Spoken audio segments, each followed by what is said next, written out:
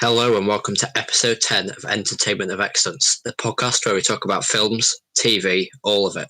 Hi, I'm Ollie. I'm Thom. And I'm Ben. And we did the intro correct. Let's go. Well done, Thom, everyone.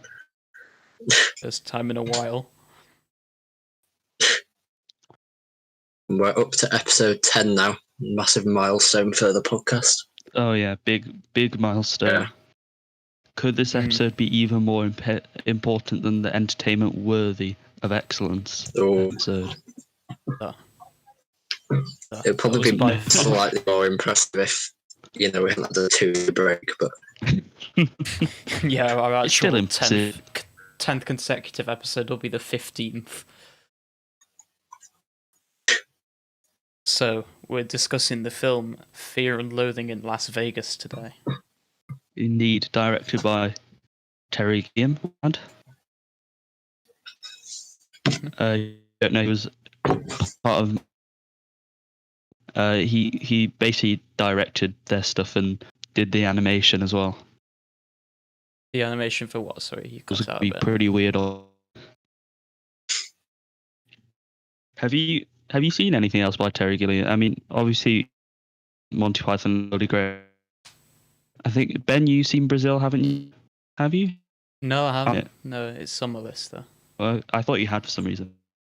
Maybe No. I'm the only other see one of the Python-related films then by him. But, yes. I mean, shall I... summary, if there really is a plot. So, it's about a sports journalist who goes to Las Vegas with his lawyer on the Mint motorcycle. But they basically just use it as an excuse to go on a drug-induced bender. So they get to Las Vegas. They basically miss because he wins.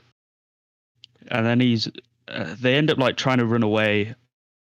His lawyer's Johnny Depp plays wants to get out, and then he gets a call from him to go straight back to La and on the attorney's conference against dangerous politics, which is a great bit. That is probably the best part of the second half, I think. Yeah. Shall we talk about some specific scenes? I've got a couple of sort of questions first, don't we? Should we go for the questions? Yeah. So, I guess, is it based on true events? And the film itself was based on the book by Hunter S. Thompson, which is semi-autobiographical in that it kind of reflects some events that he'd gone through personally, but he fictionalizes himself as this character, and obviously embezzles it a bit. Apparently Thompson's workday started at 3 p.m. I was like, my kind of... Because wasn't he, Sports Illustrated sort of hired him to produce an article about the race. He actually was supposed to do it, and then they rejected his article, so he wrote this. Is it a book or an article? I think it is a book, isn't it? Yeah, apparently the original article was 10 times the desired word count. And then I think he sort of just like made notes in some sort of journal, and then that was came out as a book. But I think with a lot of his fans, from what I've seen, because it was sort of what he became known for, a lot of his like true fans are sort of saying that's not his best work. a lot of people, if there's some sort of mainstream thing for a certain author or artist or whatever, a lot of hardcore fans can often say it's not his best. Yeah. Yeah. It's also kind of weird because the film and the book are often referred to as just Fear and Loathing, short, but he's also used the phrase Fear and Loathing in the titles of like some of his other works, which could or could not have, which might or might not have been an attempt to like stop this work from standing out as much, but who knows? Yeah, the full title's Fear and Loathing. Back on the success of his book, really. Maybe the full title is Fear and Loathing in Las Vegas: A Savage Journey to the Heart of the American Dream. Is that? I thought that's the book. Journey. I thought that was just like a subtitle. Yeah, it's its subtitle, which is quite apt because a lot of the sort of themes of the film and the book really represent like how in the early 70s the sort of optimism of the American dream has sort of faded and everyone was just in this hedonistic lifestyle, and so like protagonist Raoul Duke and the attorney Dr. Gonzo, they're just like taking lots and lots of drugs and to try and like have some sense of fun and meaning in like these surroundings which seem really hostile and really like not very good, for a lack of a better term. Well, apparently the book, because it was written in response to his article getting rejected, that's like properly angry, which is where the loathing comes from. And what's interesting is that actually in the film they managed to capture a lot more of the fear and like paranoia of the times. Obviously, was it after Vietnam had ended at that point or not? I think the Cold War was still going on. 1971. Yeah. So the Vietnam War was still going on. It sort of escalated in like 68. That was like the peak of the Vietnam War. So there would have been a lot of paranoia about America in general because, you know, people were getting drafted and stuff like that. And I mean, Johnny Depp's performance in this is amazing, I think. I mean, he manages to be like really goofy, just somehow. I don't know. He's you don't say electric because his character is just like swooning about everywhere with this like awkward, gawky walk, but he just completely embodies it. I mean, it's obviously Johnny Depp is like a massive star now, but I never saw him as Johnny Depp. Yeah, if you know what I mean. And he did also manage to, and he did manage to seem really paranoid at points. You know, when he's just in a bar full of reptilians, according to his completely like whacked out mind. Yeah, it was kind of odd that, like, if I see Johnny Depp, or I guess the same goes for like most big actors in a movie nowadays, I'll just think, oh, there's Johnny Depp, there's this big name. But like here, and I don't know whether it's because he wasn't as famous then or something, but like, yeah, I only saw him as the character. You don't go, oh, look, it's Jack Sparrow on LSD. Yeah. Look, it's Spider-Man with strangely blonde hair. Oh yeah, Tobey Maguire is in this as well. He looks like he's got a receding hairline and then he's got straw on his head. Spider-Man. Basically. Yeah. But to aid to like the paranoia of the drugs and stuff, like Gilliam's directing is brilliant, with loads of weird visuals, and there's like carpet merging onto the walls, and the camera angles are always like slanted. And well, actually, usually there's a lot of like kind of slightly pointing up shots at Johnny Depp, so you kind of see under his sunglasses and into his like raging eyes and stuff. And also because it's slanted a bit, you kind of always feel a bit off balance and like you're spiraling down with them. Those were really effective, but sort of the psychedelic stuff wasn't overdone. It was sort of done just right, because they could have quite easily just had the whole film sort of broken in intervals with these weird scenes, but they were sort of kept to a minimum, but which sort of just made them a more poignant sort of. Yeah. And another thing was like when you're in the heart of the psychedelic scenes, it would have been really easy to like go over the top with visual effects, and whilst there was some used, I didn't feel they weren't like cheesy, and they weren't they really weren't overdone. So like even when, and they haven't aged too badly either, I don't think. Yeah. Because like the scene with like all of the lizards and everything, like I didn't really think that was like, if you compare that to say, I don't know, the Phantom Menace or something, which was made around the same time, like obviously this wouldn't have had as much of a budget, but because they were used so sparingly, I think it was, I don't know, they just aged better. Yeah. No, it still looks good. Yeah.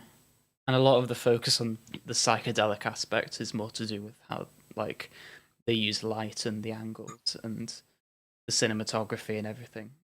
The visual effects are really there. Like changes colours a lot as well. Yeah. Like when he takes the adrenochrome and it all goes red.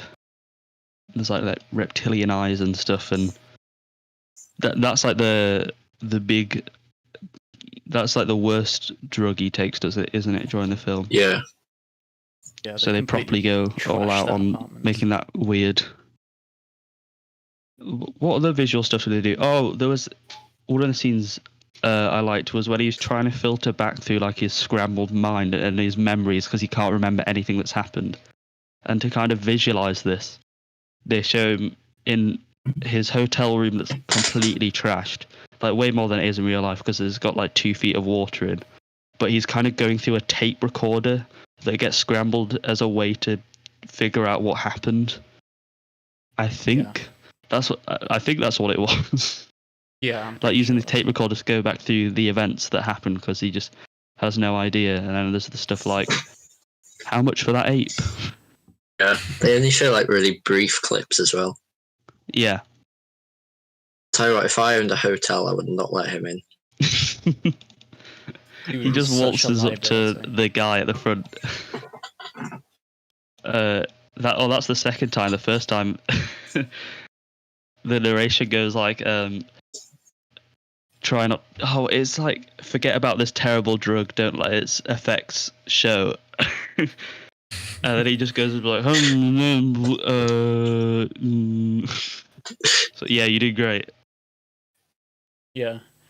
The hotel, the second hotel they went to was also kind of odd because the carpet had like these swirly patterns on it, and there were mirrors everywhere, which like it's very subtle, but given the context of the film, that kind of adds a more sort of subtle psychedelic mood.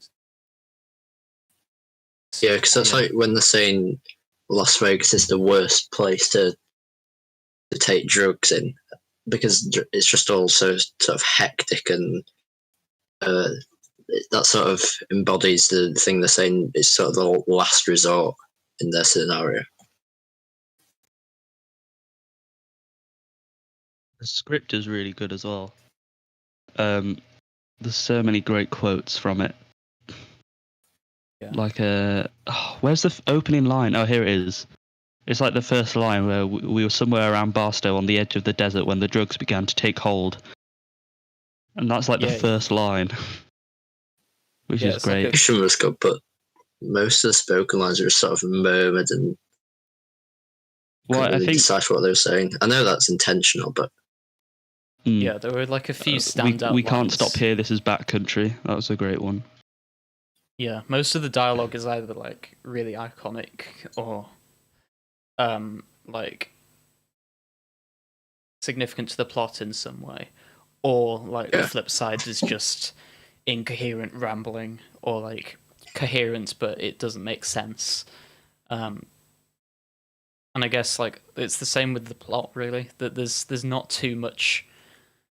There's not too much of an overarching plot. Like the whole film really is just them taking drugs and the journalist trying to write his I think like story, but because it's supposed to be about the journey to find the American dream, I think it's kind of showing about what happened in the 60s, where it's just everyone, they're told, oh yeah, we need to find the American dream or whatever, and they just kind of ramble around, and it was a summer of love, the Vietnam War, and nothing really happened.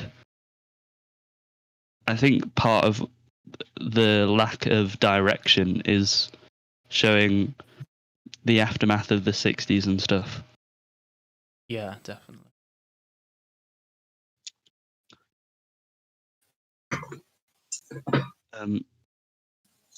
It was really funny at points as well, like that.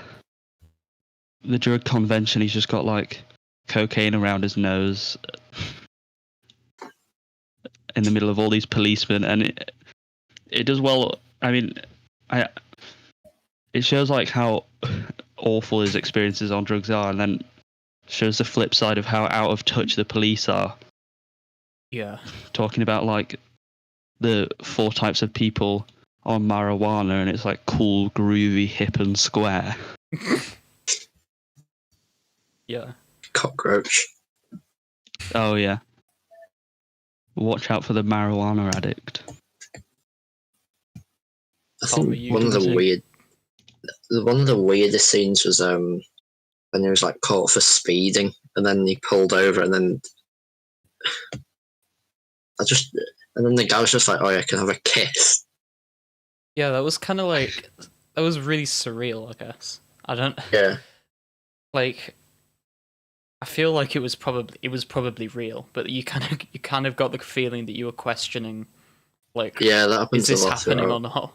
Because it was so weird. He was like prepared to give himself up for being a criminal, but then like even when the police like found that he'd had drugs in the back and some like soap, it was just like, you're going to go to that rest area. I pulled you over for speeding.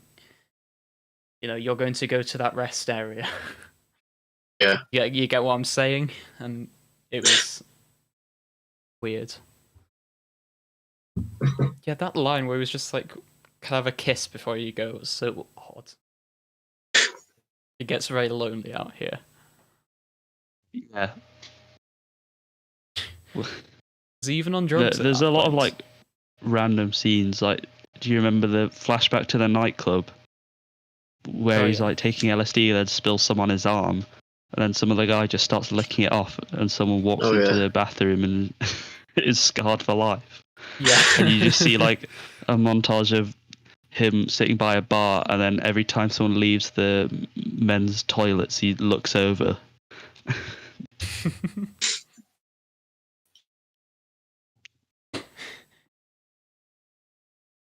It was also, I guess if we go into the characters, the journalist,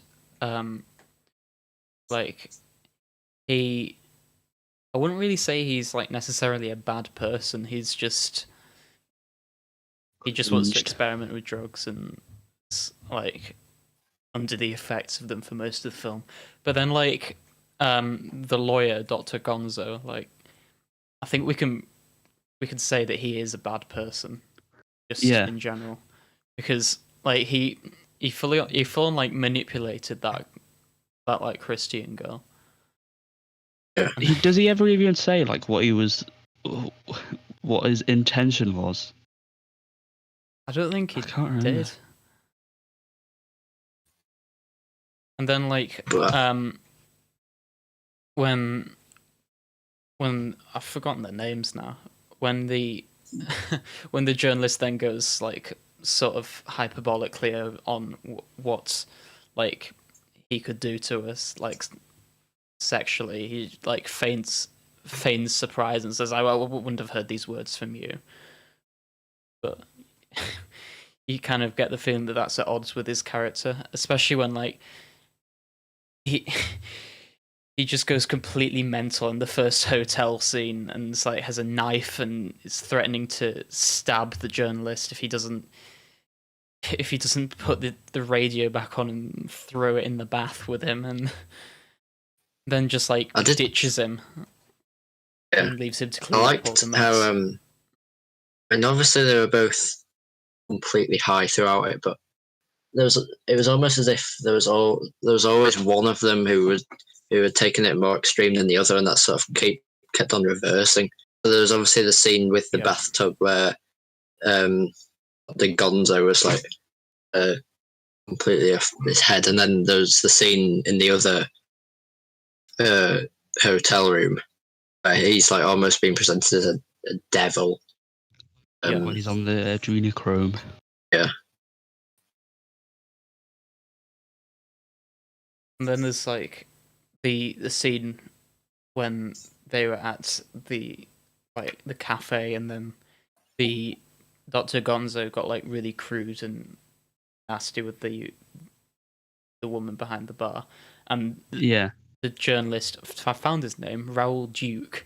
He's like, he seems to be just trying to get on with his work, and then basically the Dr. Gonzo just leaves her crying because he's been like quite abusive, and goes out to his car. And like Duke needs to follow him, but like he's sort of lingering at the door and unsure what to do. And you kind of get the sense that he feels a bit sorry. I don't know about that, but it was clear that Dr. Gonzo had definitely done a lot more than him. Yeah. I just want to, like, there's so many great quotes. Yeah. That, I mean, I wish I'd written them down, but I mean, like, we've only seen it once. Like, a drug person can cope with things like seeing their dead grandmother crawling up their leg with a knife in her teeth, but no one should be asked to handle this trip. And it just goes on and on. So the writing's brilliant. I think they took most of it from the book, probably. I know there's a thing for like where fans of the book are like, I hate that it was made into a film because you can't show the surrealism of the book. I mean, it was pretty surreal. It did a good job, but it also still, like, a lot of the narration and stuff encapsulates what I assume they're going for. Like there's a quote about the energy, like just where they basically say that America has this inevitable sense of victory, and they can basically just win by riding the energy that they have on this wave, and then you can see a high watermark on the edge of Las Vegas where the wave finally broke and went back or something. So sometimes when it's not just being like really weird and surreal, it can have some almost poignant quotes, maybe. Yeah, that wave speech is like Thompson's favorite passage from the book. It says here that it's from the 8th chapter, and it's like a whole monologue, and he chose to read it when asked like for interviews. So yeah, it is kind of cool that they had that whole montage with the monologue of it. I guess it pays tribute to him. Well, he actually appears in the film, but I didn't know because I didn't know what Thompson looked like.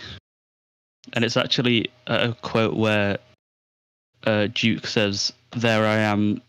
He's like, "I remember I was there," and then he says, "Oh, look, there I am," or whatever. And I was like, "That's not Johnny Depp, what?" But it turns out that was actually Thompson. So makes sense. Yeah, there was also the thing where there was a telegram for Thompson, and it was like Oh yeah, given yeah, to- yeah. I would. given to Raoul. I Yeah, guess that makes sense. kind of got a bit meta there with the whole fictionalization of himself.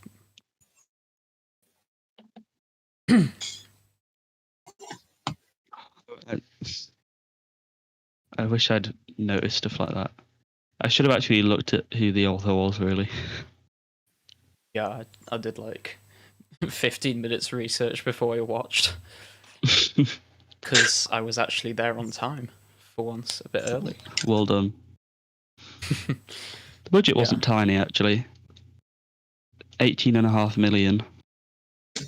But it was a financial failure because it only brought in 13.7 million. Oh yeah. But like since it's become a cult classic, so you know. Yeah, it's only got a 41 Metascore. But yeah, it wasn't well received by critics. No. A lot of people say it is because people miss the stuff about the American Dream and also think that it glorifies drugs and stuff. Yeah. And there's one here that says a lot of talent's gone down the drain. But the acting and direction was so good, I thought. I think it's probably the lack of plot and people that have read the book and don't like the film, which always happens. I sometimes think that massive fans of books don't want there to be a good adaptation.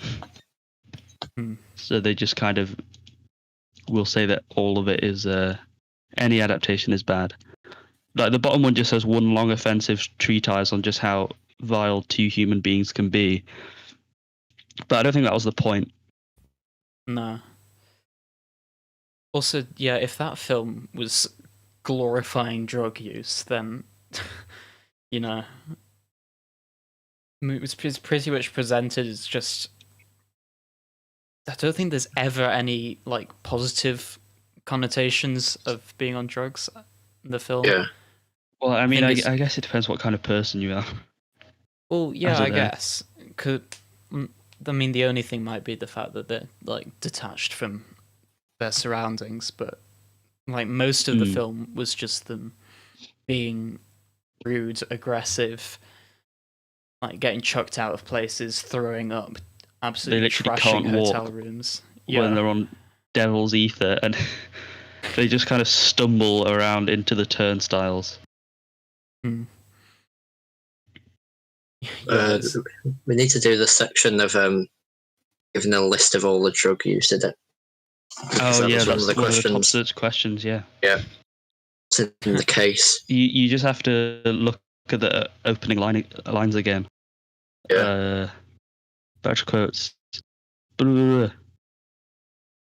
Okay.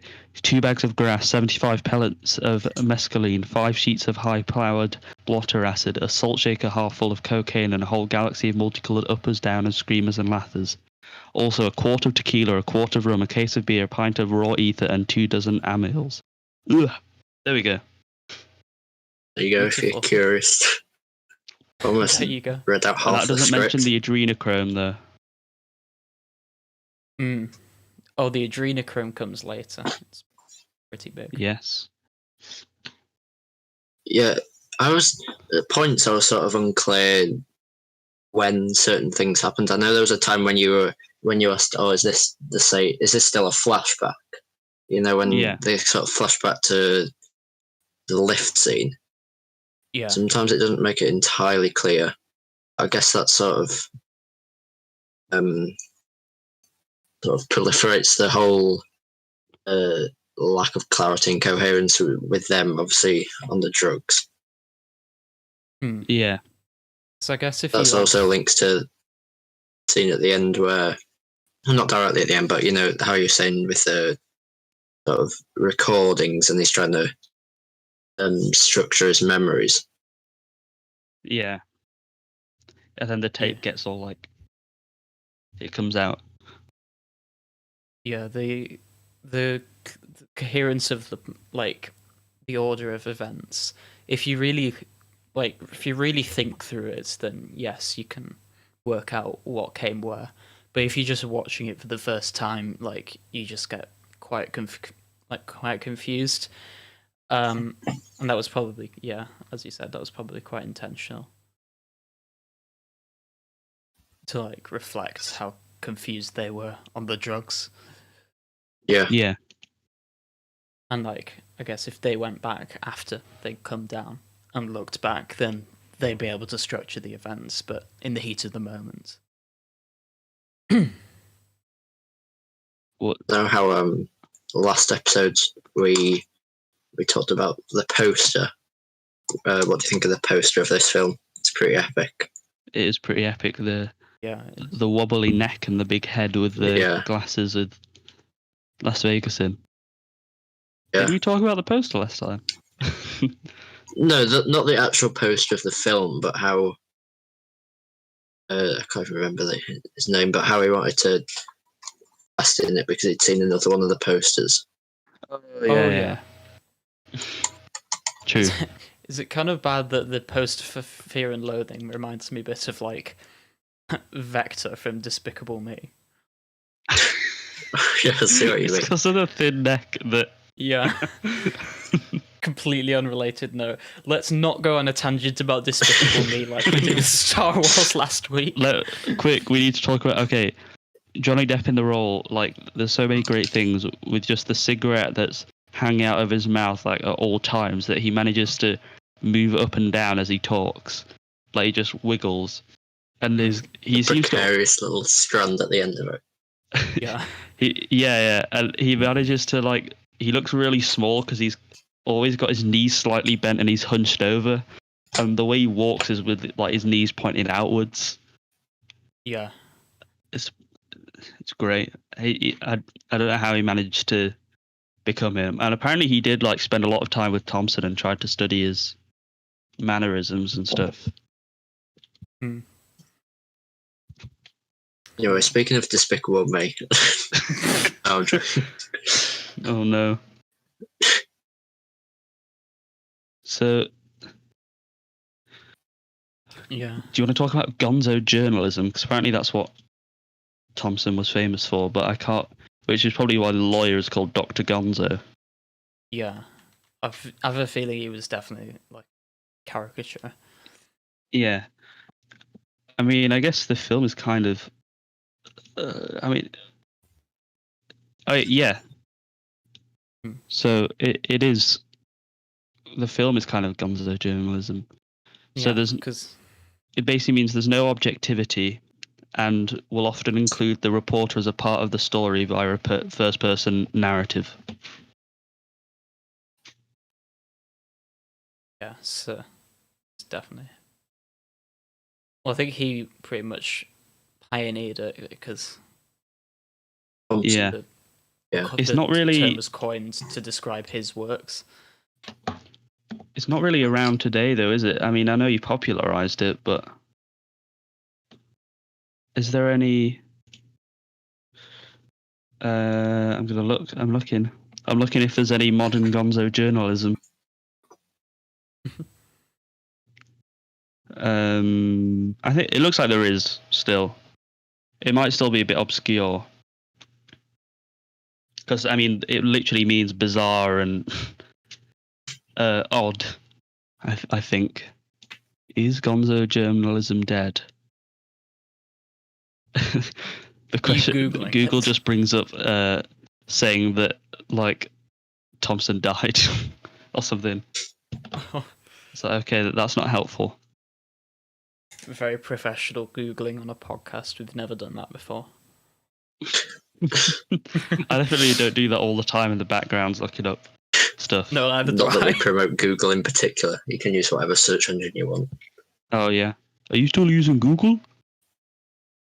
I have something to show you. Well, I mean, we haven't got Google AdSense yet, so currently... May as well promote a coaster until we get Google AdSense. When we've got Google AdSense, you're just not allowed to use any other search engine. Right now, you have that freedom. Yeah. So I guess let's sort of round it up. What were your impressions of the film as a whole? I found it very entertaining. Somehow, I feel like it was paced pretty well, even though there was literally no plot. I don't know how to explain it. Like, there was enough going on that I was enticed. Obviously, great visuals, good script. So, yeah, those are my thoughts. Am I giving a score? Let's just all say our thoughts first, and then we'll give scores. Okay. I enjoyed it, but I don't think I was as big as a fan of it as you two. I thought the acting was really good, but I'm not not too fond on Johnny Depp, and I know that sort of the lack of coherence was intentional, as we've discussed already, but just at parts it was a bit chaotic and hard to follow. Yeah. I still think I'd still recommend it. I think it's unique. Yeah. Yeah. I get it. It's one of those where I can enjoy and also understand why people don't like it. Yeah, And looking at sort of people are wrong for not liking it. Yeah, the reviews are quite divisive. You have some people. Well, this is the best review there is. Let me find it. It's a 6 out of 10, and it says I hate it. It's accurate to the novel. I hated the novel. So Yeah. Wait, they read the novel and and watched the film. yeah, and even though they hated both of them, they gave it a 6 out of 10. Yeah. Nice. Yeah. Yeah, I guess it was enjoyable. I would recommend it. It's very unique style, which I think you're either going to enjoy or you're going to not be a fan of. I think it's definitely a very divisive style and also like a divisive subject, I guess. Like how it portrays drug use and everything. But like it was enjoyable. I like the directing, I like the acting, sorry. I'm not sure whether I'd say it was like objectively a great film though, but yeah, like I think I can see why it would become a cult classic, because they're not usually like the most objectively great films. They're just sort of ones that have a dedicated fan base who enjoy them for what they are. Yeah. Yeah. The 7.6 IMDb. Yeah, I think my rating depends on how well I think the message is, and it's one that I feel like would probably go up maybe if I watched it again, as people say. But for now, I'd give it a 7.5. You just give everything 7.5. Is that what I gave heckin'... What did we watch last time? Good Time. So you have to check the website. But yeah. I'm going to give it... Actually, no, I thought it was a bit better. Go on. I'll be wacky and say 7.8. Ooh. I know. I'm going to give it 6.9. I was going to give it a 6.8. Epic. I like the way we used to sort of just try and do whole numbers or 0.5, but no, it's just...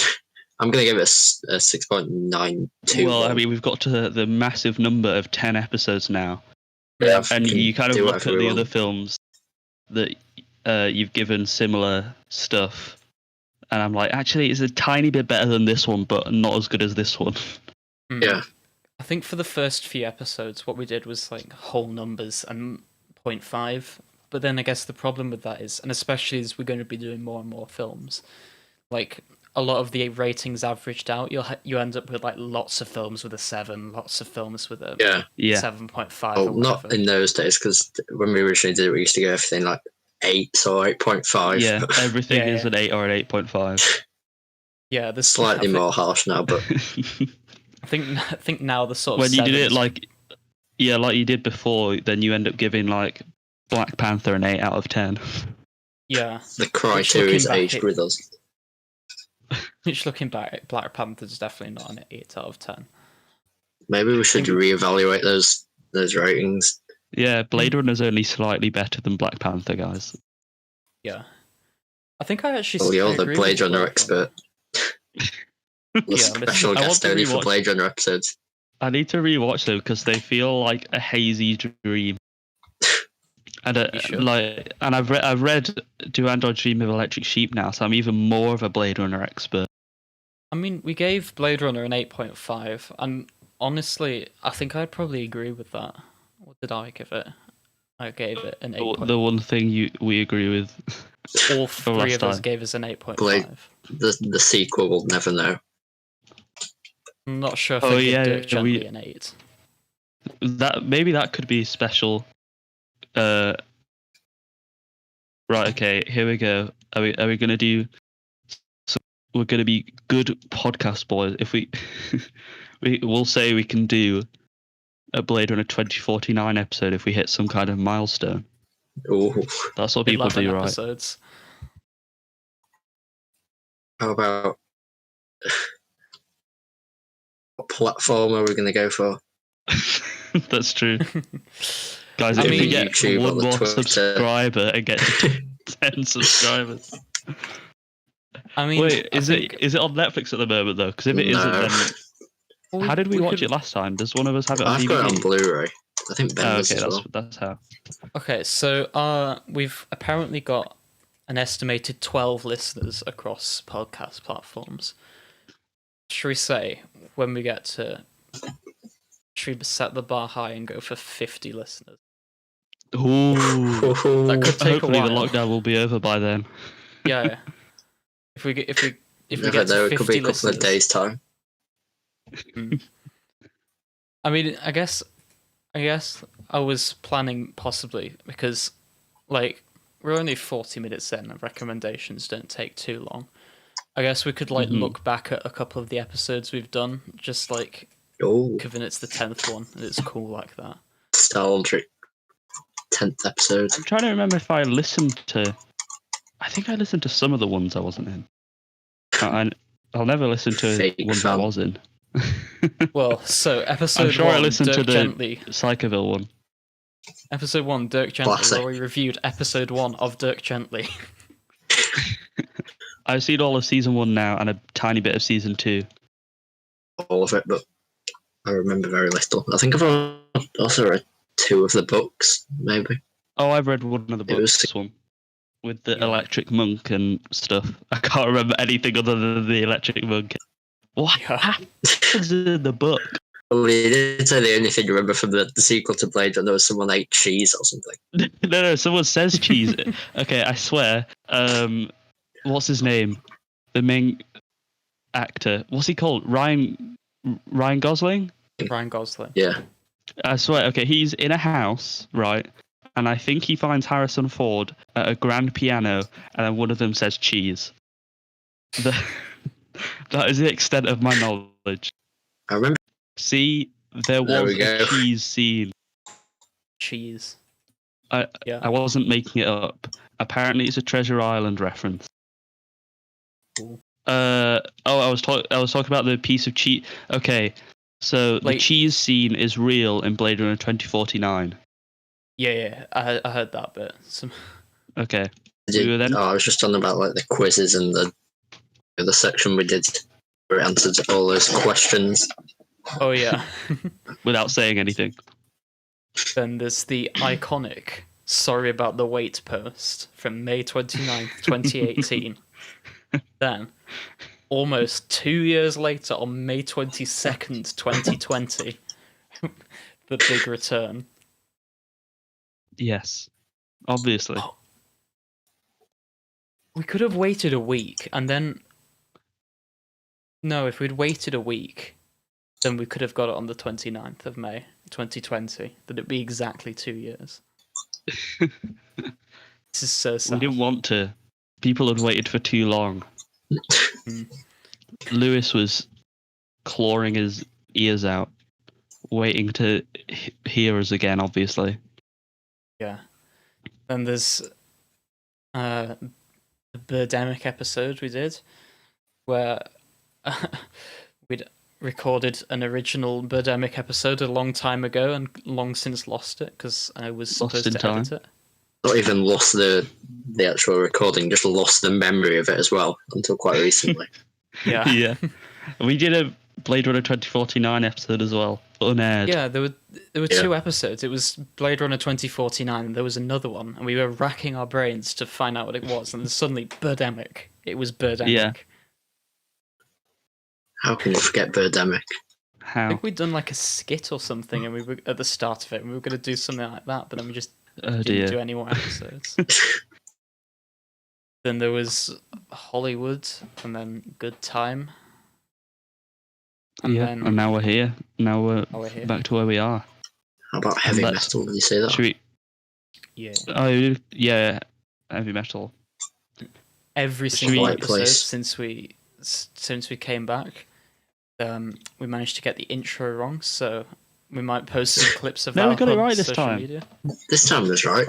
Yeah, apart from this time, I've been practicing all week. in front of the mirror. And we just, Yeah. I noticed we naturally know that the order is Ollie, me, Ben. Yeah, why is that? Even though you're the figured it out. special guest. It's not even like alphabetically or anything. It's just how it yeah, is.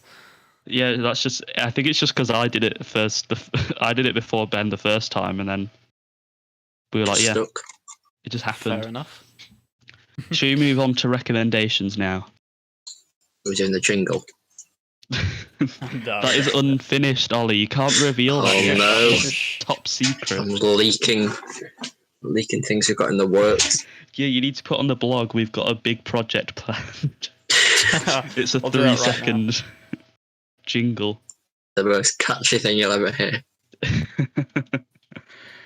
Who has recommendations? I have 2 because I watched 2 good films. That is good because I don't have any. Yeah, There we I I'll have fill in like for a Ben. quick thing. All I was going to recommend pretty briefly is the book. Well, I think there is a film, but I haven't seen it. Just the book Fahrenheit 451, which is basically it's like a future where, well, probably a bit like we're living in now, so sort of fascist and. What? All books are destroyed, and it basically follows by firemen, and it basically follows the story of the protagonist called Guy Montag, who basically stores away some books, and then it basically just sort of shows the consequences of that. It's quite interesting to sort of see the threat of, well, I guess, just knowledge against the state, or it's quite a good it's not really post-apocalyptic, but it's sort of just looking at totalitarianism through a different lens, and I'd recommend that. Cool. Is it as good as 1981? Because I know that. Well, that doesn't exist. 1984. In 1984, but Oh yeah, I don't know why I said it. It's because it's 451. 1984. well, no, probably not. But no, it's not as iconic, I wouldn't say. Yeah. It does have a review from my copy. Has a review on the front from Barack Obama. So Wow. it's pretty cool. Top book reviewer. Yeah. You subscribe to Barack Obama. Right, I've got 2 films, okay? So buckle in. Do you want me to talk about the sci-fi one or the drama one? What are we going for first? Quick. The sci-fi one. Sci-fi. Okay, the first film I'm recommending is Children of Men. Have you heard of it? I feel like Ben They would added have. that quite recently added on Netflix because Yes, because it was on my list and I wanted to watch it, and then they took it off Netflix and then they added it again. I was like, quick, watch it. So this is about the near future, so 2027, where basically the world's population, it happened in 2009, Okay, this was made in 2006, so don't worry, they've not just like changed history. Basically, what happened is in 2009, the entire human population suddenly becomes infertile. So there's no kids, and it kind of becomes a totalitarian state. It's run by authority, so the police and stuff, and basically all of society has collapsed except the UK, which means there's extremely restrictive immigration laws. So they'll keep immigrants in cages and stuff that like just by the side of train stations. And it's about this guy called one second, what's the big character called? Theo, that's it. Played by Clive Owen really well. Who basically ends up helping a resistance transport the first pregnant woman in 18 years to safety. So she's just miraculously pregnant, and no one knows why, because no one even knew why everyone was infertile. But it's a really interesting exploration of what would happen. You know, people feeling like they've lost purpose. Also, how people behave with authority. And the last like half an hour as well is like amazing cinema. It's a lot of it's action, and it's all done in like really long takes. And it looks brilliant, and the set design is perfect. It's not got loads of exposition on this dystopian world, but it just has subtle things in the background, like billboards that say it's illegal to dodge fertility tests, and also other things that don't really need to be expanded upon. Like there's this brand called Quietus who sell basically suicide kits to people as a way of euthanasia, because people just give up, or maybe they want a quiet death, and it's quite an interesting thing to add. But the camera work's great. Theo is like a really interesting modern action hero, because he kills one person, which might be a spoiler, but that's like in the midst of action, and he never picks up a gun or anything. He's mainly just trying to guide someone to safety, so it goes against the kind of macho action hero people are used to, even though there is a lot of action, and it's really good action. So it's just really good, and I recommend you should watch that if you're into sci-fi and stuff, and long take cinema. It's really good. My second recommendation is Requiem for a Dream, which is kind of a study on the effect of addiction on 4 characters. So 3 of them are basically just, addicted to heroin and stuff, and they all spiral downwards. But what people more connect with is one of the characters' mothers, who's obviously a bit older, who gets told that they have a chance to be on TV, and they want to go in their favorite red dress that was their husband's favorite before they died. But she realizes she can't fit in it, and basically ends up on diet pills. But the diet pills she takes, it's basically just ecstasy. So she gets hooked on these pills, does lose loads of weight, but gradually loses her grip on reality, and all these characters' lives kind of spiral downwards. After at the start it seems to be looking good, because obviously it's Jared Leto as Harry Goldfarb. His mum gets the chance to be on TV. Harry, who Jared Leto plays, and his like pals basically managed to make a load of money off of reselling I think it's heroin.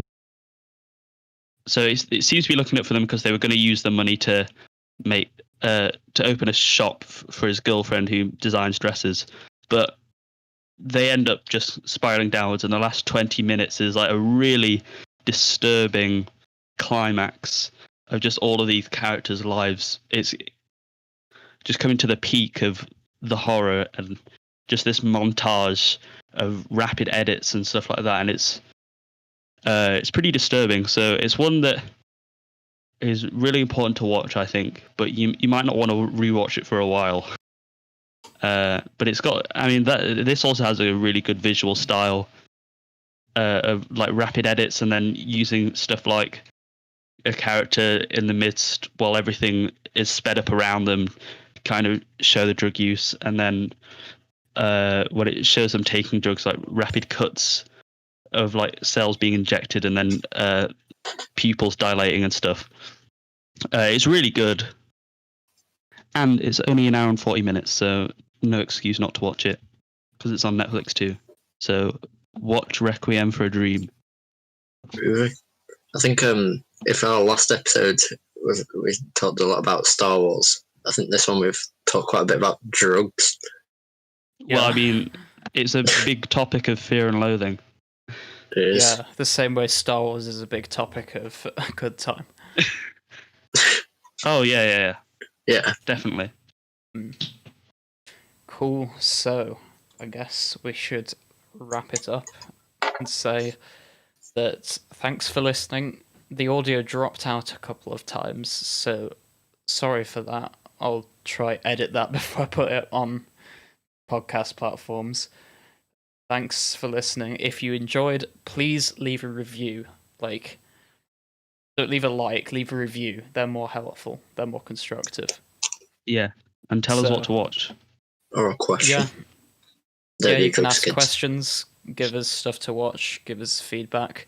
You can contact us via the website, entertainmentofexcellence.wordpress.com, or Twitter or Instagram, both of which are at ERV Podcast. Yeah. So follow us there. We post clips. So thanks if there's anyone out there listening. Thanks for sticking with us to our 10th episode. Whoa. Hopefully there'll be another 10 soon enough. And I'm considering putting on social media a collection of the messed up openers. So yeah. There's that. How many followers do we have to get? How many listeners do we have to get to watch Legend of the 2049 again? 50. 50. Currently have 12. Let's hit that. The race is on. Go on. Yeah. So, anyway, thank you for listening. Hope you enjoyed. Alright, see you. Alright, see you.